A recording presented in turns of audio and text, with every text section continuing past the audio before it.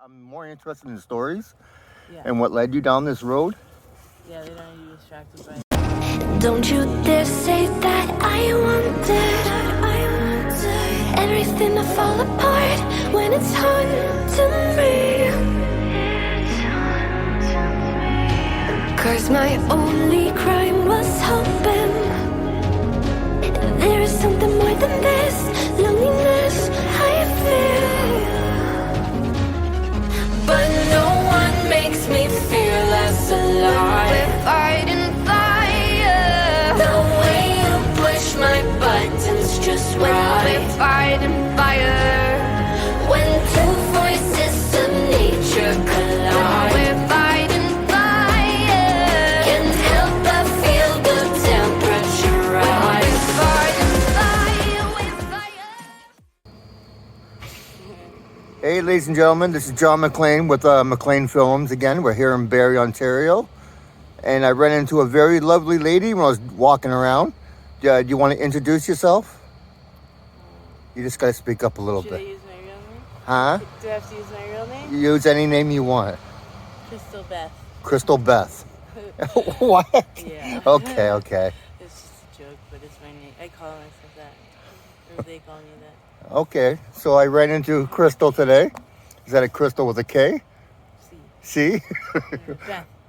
Crystal Beth. Yeah. Okay. We get it mixed up. It sounds like crystal meth. Yeah. That's why. It's a little joke. Okay.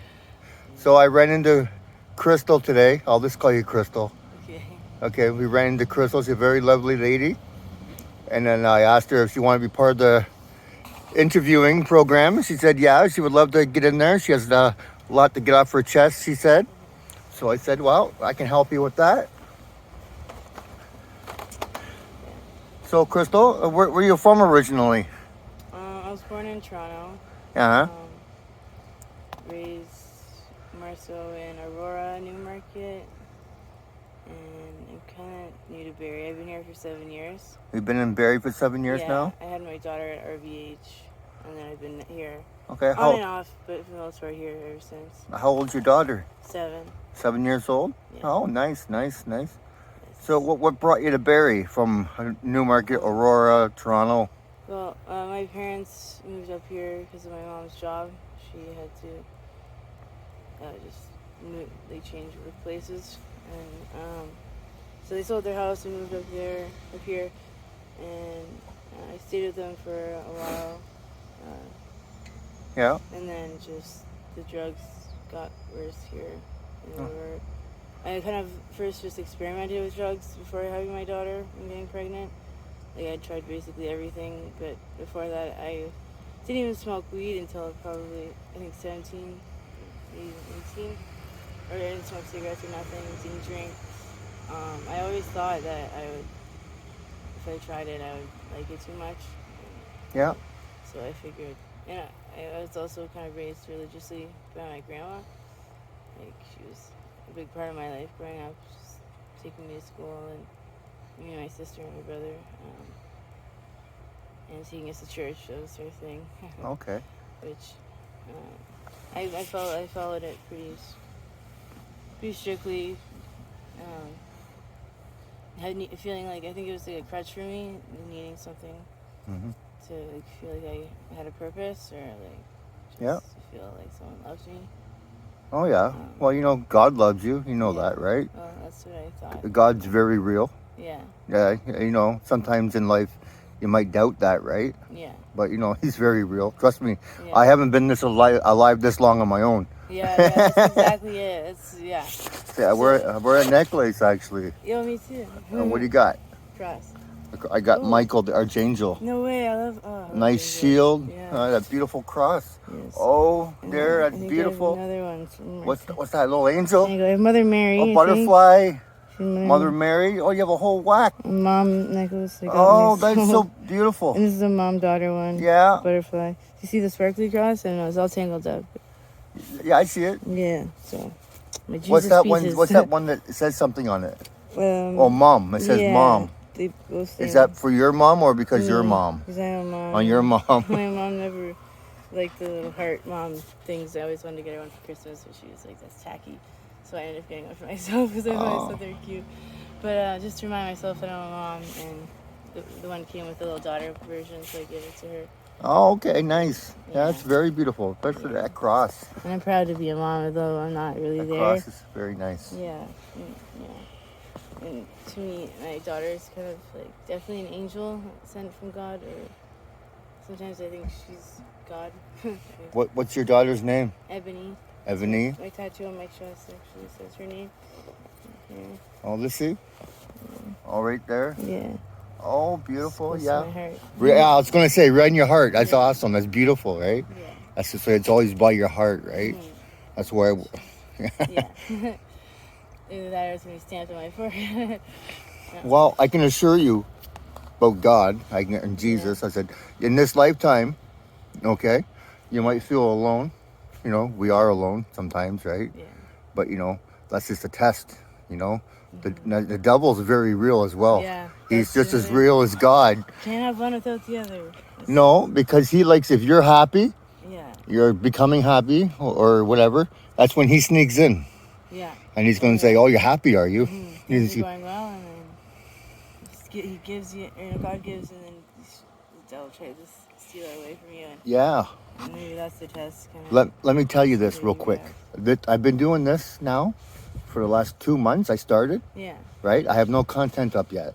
Yeah. But I'm going to soon. I have to edit and stuff. My car has had many problems.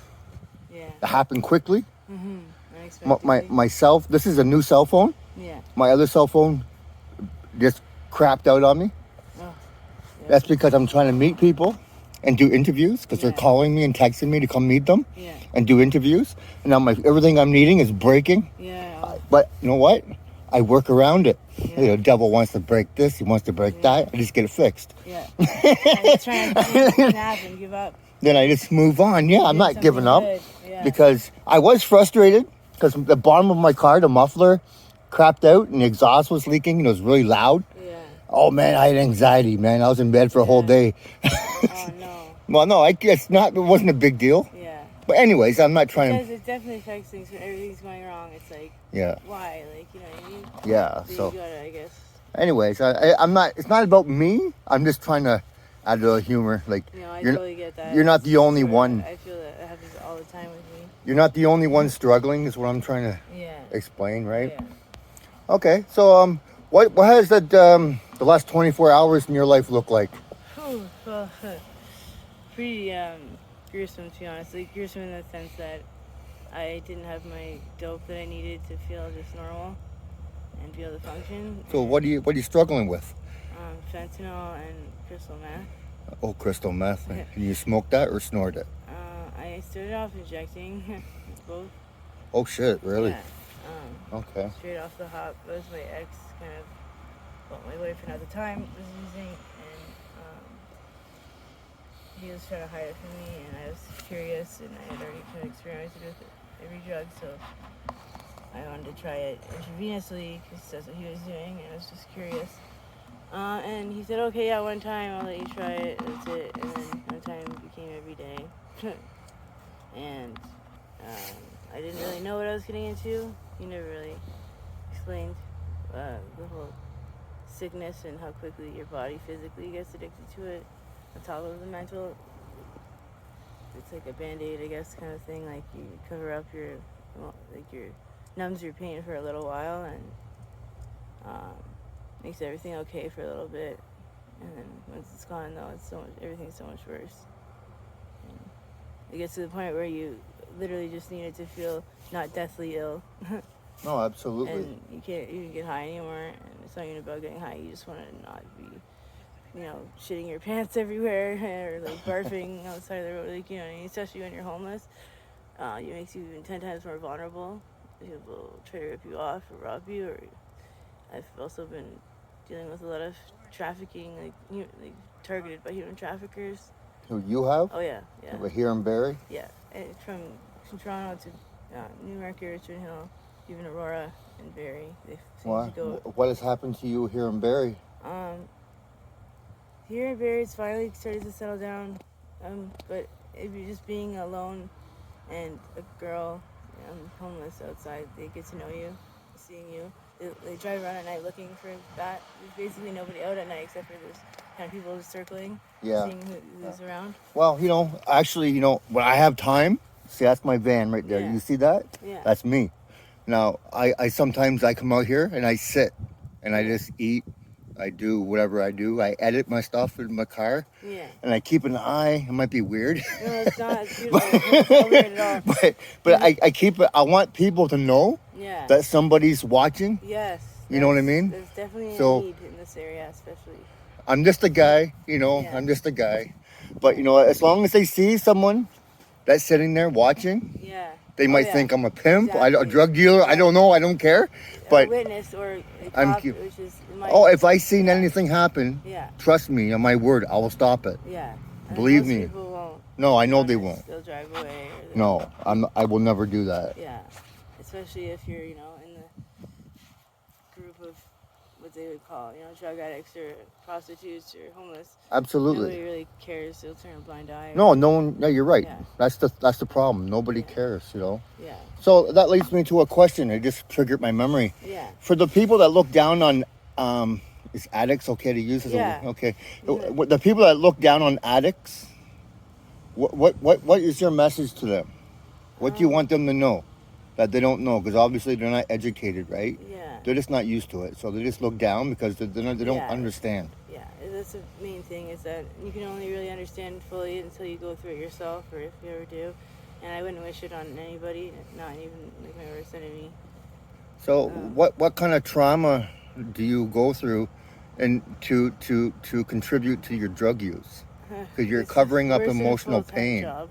Huh? It's worse than a full-time job, like way more work, way No, misery and trauma. I meant like what makes you continue to do drugs? What are you masking? Putting a Band-Aid on? At this point, I'm just trying to get through the day and not be, shitting, sort of. Like, no, I know, yeah. On the side of the road, like literally, like, just diarrhea, everything, like the physical symptoms are like, you can't function through the day. But yeah, the trauma is, I guess I've been masking some particular events and just so many things that I kind of just block out or forget, and I'm honestly over it at this point, because I have a daughter, and like that, just knowing that I have her still, and like absolutely that I still have that chance, and I'm really grateful, even though like you said earlier, your daughter is your angel. She's my God to me, like my God in a sense, and my light, like I see God in her. Absolutely. Yeah. He speaks to me through her. Absolutely. That's a good way to think, Yeah. It's true. It's very true what you're saying. I'm not saying she's it's very pure true. And innocent and genuine, and she taught me honestly what love was. I didn't know what it was until even the moment I realized I was pregnant. I knew it was a girl, and I was so happy to have it ended up being a girl. But yeah, we had a really spiritual connection just from when I was pregnant to when I saw her. She was perfect, and like everything I could have ever wanted, and so much more. Like I never would have imagined being a young mom, and it was like just the best thing that could have ever happened to me. But I still somehow let it slip through my fingers. I didn't love myself. I think that was the biggest issue. Mm-hmm. To know that, to be able to even see that, or comprehend how much he really loves me and needed me, and I just never knew love like that, unconditional and so pure and beautiful, that if I knew what I knew now, I think I would have done things completely differently, and I would have loved myself knowing that somebody loved me like that. But it took me a long time to really process that and realize that whole concept, and just feel like seeing my self-worth just in her eyes alone. That's all that really mattered. Absolutely. Because if it wasn't for her, I wouldn't have fought this hard to stay alive or to no, yeah, absolutely. Yeah, so she was a miracle, and still somehow I feel the one that needed me most, and actually truly loved me, and that I truly loved, and I still can't I don't know, there's no way to really get over that or forgive myself, but it's the only way to really get over what I'm going through. Forgive yourself for what? Sorry, just that failing her and letting the drugs take over, and not being there for her. Losing custody and everything. Even though I was a single mom alone, I always tried to wanted a family. I wanted to just, have my own family. Because my parents were never like, really there emotionally, and it was just my dad was kind of abusive to my sisters and my mom mostly. Like your real dad or a step? He was my real dad, your but real he dad. didn't really feel. What'd he do to you? He was just verbally abusive and just controlling and manipulating us ever since we were kids. Like just taught me how to think negatively. Like I didn't really know. Well, that's just the thing, you know. Yeah. A lot of parents, you know, like I see a lot of parents, and I'm jealous too, because I grew up in a very violent, Yeah. abusive, just like what Yeah. you had said, right? Yeah. And then they don't understand what they're putting the children through, right? Yeah. Like I feel worthless. I feel useless. Now I deal with anxiety, suicidal thoughts, and blah blah Yeah. blah. Yeah, all stemming from just that, I think, because when kids are growing up, they're really vulnerable and they're they're learning everything, and they're learning it from whoever's around, and every little thing affects them more than you realize. No, absolutely. And I just want to be able to do everything that I feel like I needed, and I don't blame my parents. I know it's just all they knew, but I'm definitely, when I'm with her and when I have the opportunity to be a mom, I try my hardest to give it all my all and to show like full love and affection and that she's loved and tell her how beautiful she is and perfect, and she needs it. She honestly soaks it up, and she doesn't get that really anywhere else, and I just wish that she knew her worth and see herself through my eyes. So, I even have a tattoo that says, she thinks I'm her hero, but she's mine. Oh, let's see. Let me get that. Yeah, it's hard to read, but... Say it. She thinks I'm her hero, but she's mine. Oh, yeah. Beautiful. It's just, yeah. You have your daughter all over your body. Yeah. That's awesome. Yeah. That's she is me. She's my other half. Absolutely. That's everything. Does she live here in Barrie? Yeah. Okay. So yeah, she's my motivation and the reason that I'm here, and I'm just trying to get back to my purpose and somehow make some kind of good out of all this negativity and missing out on memories and my love for my daughter and not being able to give the love that she needed, and that I have so much to give. Like it's endless the love that I have for her, and I don't want to let another year or even day feels like a year away from her, and I gotta make it up to her, and I gotta be the person I was meant to be, and it's her mom. What I meant to be is her mom. So, Good mom. when your daughter gets, we'll say, older, Yeah. and she looks back and she might see this video, if she will. Yeah. What would your message now be to her now that you'd want her to know in the future when she's old enough to really I understand? hope that she realizes that she was perfect, and I couldn't have asked for her perfect, beautiful daughter. It was almost like a shock to me, and I wish I knew what I had coming before I came, because it was more than a blessing, but a miracle that I did not see coming, and it saved me. She saved me just by being. She saved your life. She saved my life for sure. You It's would a have. million times over. You might have done something. I wouldn't have been here. Right. For sure. And I wish that I could have been there for her, where she was for me, and given her everything she needed and deserved. But I just thank her for loving me, for me, and seeing me for me, even on top of everything of the addiction. And she sees past all that, and she still loves me, and I'm so grateful. I just want to be able to give back to her when show her the love that she's shown me, and make up for it in some way. And there's probably no way to make up for time lost. And, there's nothing that beats just spending time with her and seeing her smile. But I hope that I can make something good out of all this. Well, I think I asked you, but I can't remember. How old are you? I'm 27. You're 27? Well, you have a lot of time, to make up for lost time. Yeah. You're 27, right?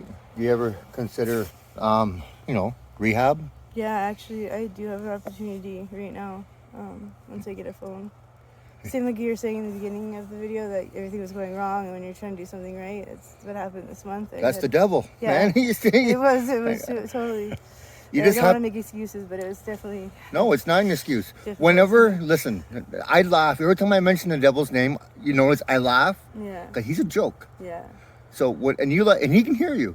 Yeah. So whenever he does something that ruins you, tries to ruin you, I mean, Yeah. you laugh. Let him hear you laugh. Yeah, just laugh. I do And laugh yet he doesn't sometimes. like being laughed at. He doesn't like being Yeah. ignored. Like shit. But and then they say, "Go, get out of here, go away." Yeah. You know, like and here I'm laughing again It's true. because the Prayer is devil really has powerful. nothing but hate. He doesn't like you. No. No, I'm just saying, you know, No, yeah, and it's okay that he yeah. doesn't like you. It's Yeah. okay because he has nothing for you. No. You know, you want to live in the glory of God and the angels and your daughter. Yeah. You know, God. Look around. He created all this. Yeah. You know, most of it's all gone to shit.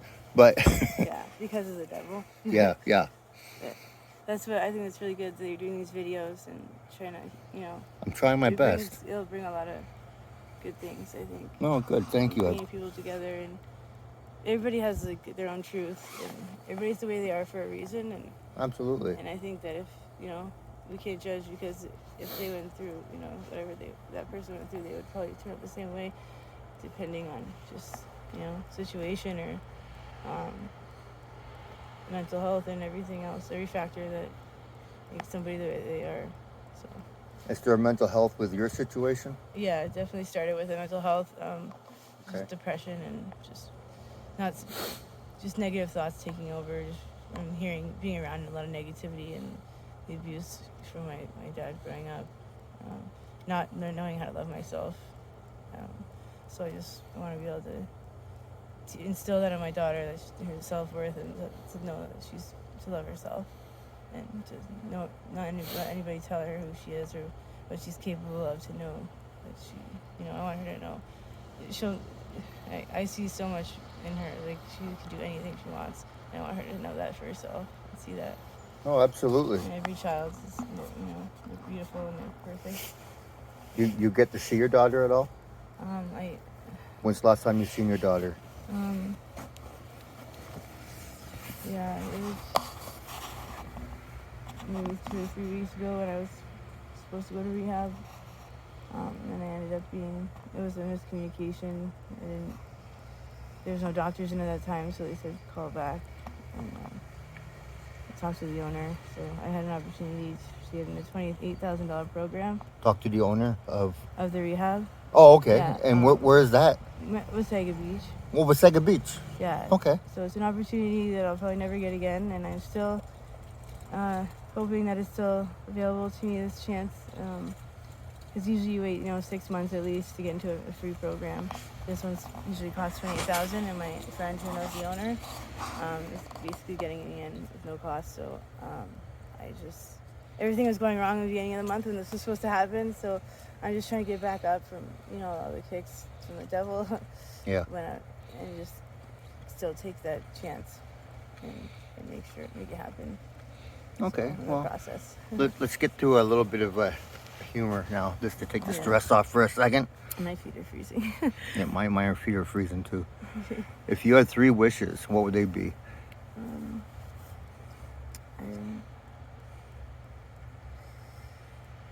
I just wish that. For anything in the world. I wish that the world would. I don't know. This homelessness and that suffering people who have the means to help would do so, and that people could be heard. Especially I see a lot of people die and their truth never get heard, their story, and they're some of the most beautiful people I've ever met. Absolutely. And it's, lost a lot of people just in Barrie alone. A lot of beautiful souls are struggling with addiction, and just because they don't know how to express their they have a lot of emotions and they feel things maybe stronger more than others, and they just don't know what to do with all this pain. They feel everybody's pain. No, they care too absolutely. much, and it ends up becoming Empathy. Yeah, it's becoming addiction because it's just just numbing all that pain. It's only so much a person can take on their own or without the right support. Absolutely. And then my second wish, I don't know how that, if that's even a wish, but I don't know. I think you're on this. Something, you know what I mean?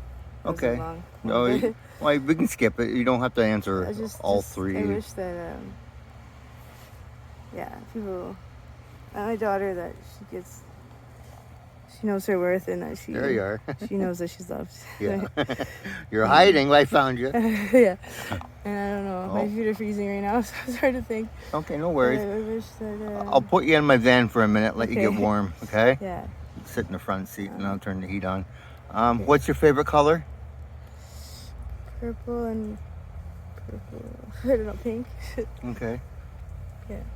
And black. Well, you know what? I'll put you in the van and then I'll ask you some questions in there. I'll finish it off there.